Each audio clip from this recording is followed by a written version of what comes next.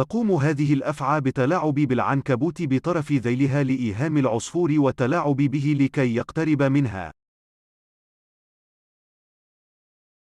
وبالفعل استطاعت جذبه إليها، إلا أنها لم تستطع الإمساك به، وتراجع قليلا إلى الخلف في محاولة منه لمباغتة الأفعى والحصول على العنكبوت.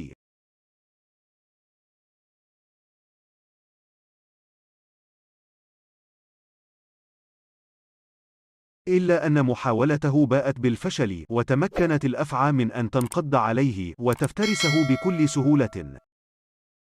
ما رأيكم بطريقة الأفعى هذه لجذب فريستها إليها دون عناء؟ يستخدم هذا المالك الحزين الأسود طريقة إطعام المظلة، ويعتمد في طريقته هذه على فرد جناحيه على شكل مظلة فوق سطح الماء، حيث تجذب هذه المظلة الأسماك التي تبحث عن ملجأ لها.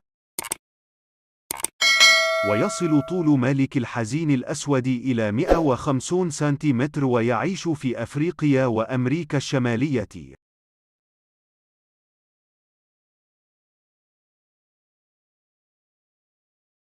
في أحد حدائق الحيوان في أمريكا، تمكن أحد طيور البجع من الإمساك بحمامة كانت بالقرب منه.